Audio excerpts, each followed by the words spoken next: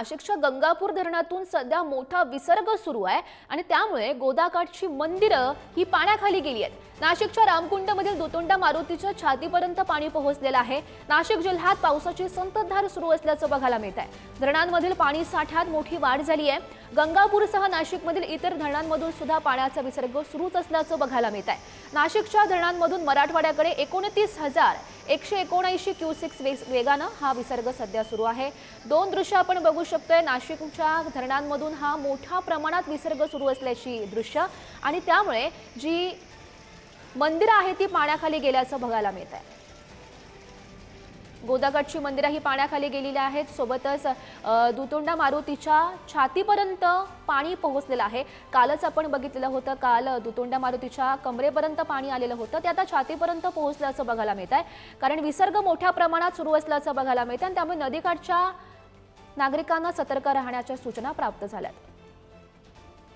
आणि या संदर्भात अधिकची माहिती जाणून घेऊयात। आमचे प्रतिनिधी किरण ताजने सध्या आपल्यासोबत आहेत।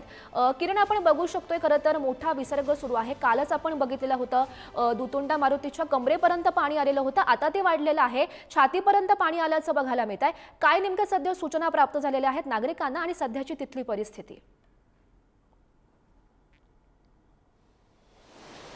गौरी, खरं तर आपण यामध्ये सुरुवातीला दुरुस्ती करूयात की नांदूर मधमेश्वर या धरणातनं जवळपास 39,000 क्युसेक वेगानं विसर्ग सध्याच्या घडीला सुरू आहे।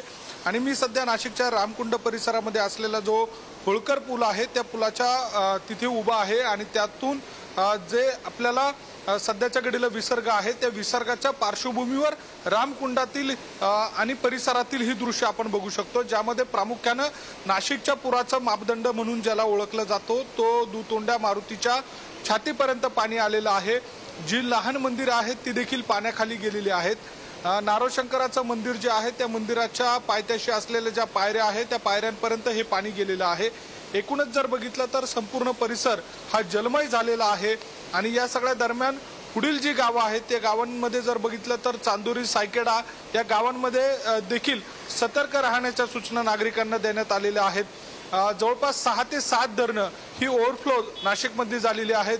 धरणांचा जिल्हा म्हणून नाशिक जिल्ह्याची ओळख आहे आणि यामध्ये जवळपास लहान मोठी 24 धरणं आहेत। त्या 24 धरणांपैकी 6 ते 7 धरणं हे ओव्हरफ्लो झालेले आहेत, 100% भरलेले आहेत। तर जवळपास 10 ते 12 धरणं जी आहेत ती 60%हून अधिकची भरलेली आहेत। त्यामुळे दिलासादायक चित्र हे नाशिक जिल्ह्यामध्ये पाहायला मिळतंय। आजच्या दिवशी नाशिक जिल्ह्याला ऑरेंज अलर्ट हवामान खात्याकडून देण्यात आलेला आहे। एकूणच या सगळ्या दरम्यान जर नाशिक जिल्ह्यातील धरणांची परिस्थिती बघितली तर मोठ्या प्रमाणात विसर्ग सुरू आहे। मागील 12 तासांमध्ये जवळपास 40 मिलीमीटर पावसाची नोंद ही नाशिकमध्ये झालेली आहे। धरण पाणलोट क्षेत्रामध्ये संततधार पाऊस सुरू आहे आणि त्यामुळे धरण साठ्यामध्ये कमालीची वाढ होते। आणि या सगळ्या पार्श्वभूमीवर अखेर जे नांदूर मधमेश्वर धरण आहे नाशिक जिल्ह्याचं, त्या धरणातनं जो मराठवाड्याच्या दिशेनं जे जायकवाडीच्या दिशेनं जे पाणी जात आहे ते जवळपास 39,000 क्युसेक वेगानं सध्याच्या घडीला ते पाणी त्या ठिकाणाहून विसर्ग सुरू आहे। त्यामुळे मोठा जो जलसाठा आहे तो मराठवाड्याच्या दिशेनं जातोय। आतापर्यंत जवळपास 18 TMC पाणी हे जायकवाडीला नाशिकमधून गेलेलं आहे। त्यामुळे यंदाच्या वर्षी जुलैच्या सुरुवातीलाच मोठ्या प्रमाणात पाणीसाठा बघायला मिळतो। दुपटीने पाऊस यंदाच्या वर्षी झालेला आहे। त्यामुळे या सगळ्या दरम्यान नाशिकसह मराठवाड्याला ही सुखावणारी बाब आहे। आणि त्या सगळ्या पार्श्वभूमीवर नाशिकच्या रामकुंडातील जर स्थिती बघितली तर गोदावरी नदी दुथडी भरून वाहते। नाशिकच्या पुराचा मापदंड म्हणून ज्याला ओळखलं जातो तो दुतोंड्या मारुतीच्या छातीपर्यंत पाणी आलंय। पुढे रामसेतू जो पूल आहे तो पूल अगदी 1 ते 2 फूट त्याला पाणी लागण्याचं बाकी आहे। अशी एकूण स्थिती आपल्याला नाशिकच्या रामकुंडावरची बघायला मिळते। त्यासोबतच पुढील जे गावं आहेत त्या गावांनी सतर्क राहावं। गंगापूर धरणातनं जो विसर्ग सुरू आहे त्या विसर्गाच्या पार्श्वभूमीवर नागरिकांनी खबरदारीचा उपाय म्हणून पाण्यामध्ये जाऊ नये। जी जनावरे आसपासच्या परिसरामध्ये असतील त्यांचं स्थलांतरित करण्यात यावं। ज्या चीज वस्तू आहेत त्यांचं देखील स्थलांतरित करण्यात यावं। अशा स्वरूपाच्या सूचना नाशिकच्या जिल्हा प्रशासनानं दिलेल्या आहे।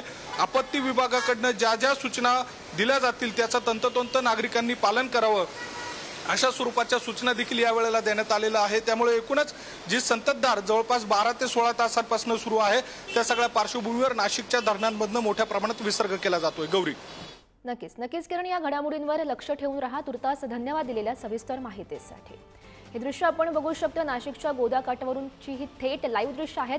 अनेक मंदिरं आपल्याला दिसत आहेत जी सध्या पाण्याखाली गेलेली आहेत। नाशिकच्या गंगापूर धरणातून मोठा विसर्ग सध्या सुरू असल्याचं बघायला मिळतं, त्यामुळे नदीकाठी जे राहणारे नागरिक आहेत त्यांना सुद्धा सतर्क राहण्याचा इशारा प्राप्त झालेला आहे। ही दोन दृश्य आहेत, एक आपण बघू शकतो धरणांमधून सततचा होणारा विसर्ग, त्याची ही दृश्य आहेत आणि दुतोंड्या मारुतीच्या छातीपर्यंत सध्या पाणी पोहोचलंय।